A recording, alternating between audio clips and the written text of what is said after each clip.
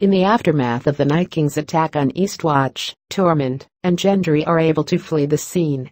Beric Dondarrion stays behind to fight the White Walkers. Night King attacks Castle Black and Viserion starts killing crows. Edison Tollett is killed by a White Walker. Beric kills that White Walker and supposedly dies later. Tormund and Gendry ride for Winterfell as blue flames engulf Castle Black in the background. In the second scene, Daenerys, Jon, Tyrion, Davos, Jorah, Brienne, Podrick, Hound, and Varys arrive in Winterfell. Davos remarks that it has gotten much colder and darker since he left with Jon. Jon and Arya are first reunited.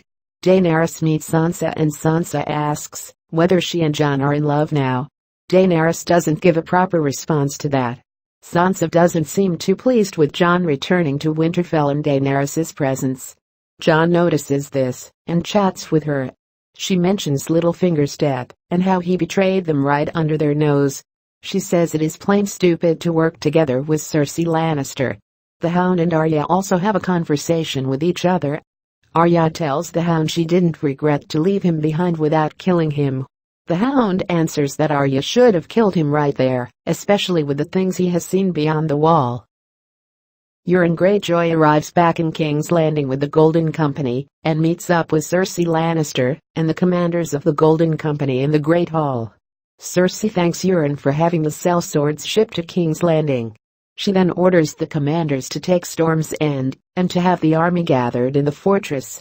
Robert Baratheon once told her that the fortress has stood for many centuries, and she's sure that it will keep standing during the long night as well. Later that night, Euron Greyjoy is about to have sex with Cersei. Euron jokes that she won't miss her brother after she finds out what he can give her.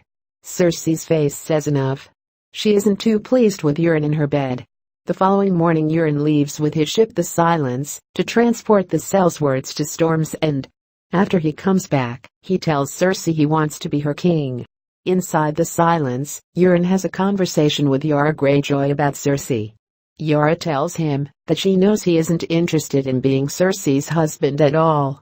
Euron laughs and tells her that his good friends from Braavos will take care of that problem soon enough. Actually, when he was in Essos, he hired the Faceless Men to kill Cersei for him. In Winterfell, Daenerys, Jon, Sansa, Tyrion, Davos, Sam, Varys, the Northern Lords and the Knights of the Vale gather in the Great Hall. Sam reunites with Jon and the two share a hug. Jon tells Sam that he's glad to have him back. The Northern Lords aren't too pleased to accept Daenerys as their queen. Daenerys defends herself very well, but she doesn't get the support of the North just yet. Lyanna Mormont tells Daenerys that she will never call her Your Grace, because she only knows one king, and that's Jon Snow, the king in the North. Tyrion smiles and mentions that she's a ferocious girl, on which Jorah replies that Mormonts don't stand back for anything. Jon tells them there's no time to argue with each other, and brings up that there hasn't been a word from the Lannister army yet. Sansa responds that she warned them not to trust Cersei Lannister. Tyrion mentions that they can trust his brother Jaime, but Daenerys doesn't seem to agree on this one. The group discusses how they will defend the North against the Night King's army. Jon tells Yohn Royce that it would be wise to lure the Night King in the Eyrie. Yohn Royce agrees. After the meeting, Daenerys tells Jon that the Northerners really are stubborn and small-minded people. In another scene, Jon observes Arya as she and Brienne train. Jon is impressed by his sister's fighting skills. Arya tells him that she has never forgotten to stick her enemies with the pointy end.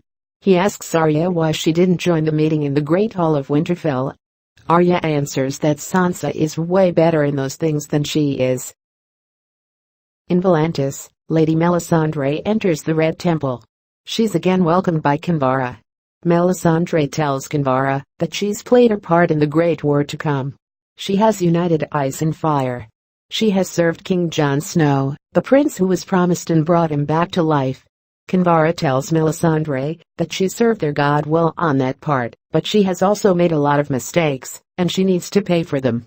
She tells Melisandre that their god demands one more sacrifice from her, which requires her to return to the North. Melisandre answers that she isn't allowed to enter the North. Kinvara smiles and answers Melisandre that she could benefit from her punishment then. Back in Westeros, we see Jaime Lannister at an inn when he meets with Bronn. Jaime's surprised to see Bronn and asks him that why he's followed him. Bronn answers that there's nothing left for him in that stinking city and he's up for some adventure in the north. Jaime is glad to have Bronn by his side. Bronn asks Jaime why he has left the woman he loves the most, but Jaime doesn't respond to his question. He then asks what he's planning to do now. Jaime tells Bronn that he's on his way to River Run to bring the garrison Lannister army back to the fold. Bronn asks him why he would give up the castle he has been occupying.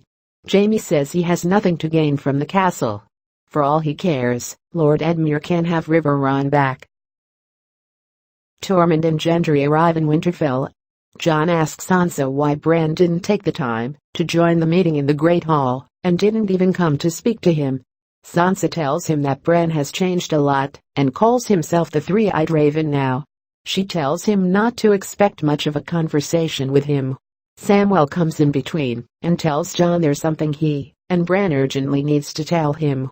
Bran first sees Jon in the Godswood when he's looking into the past. Jon mentions that he has encountered a warg beyond the wall. Sam responds that Bran is much more than a warg, he's a greenseer.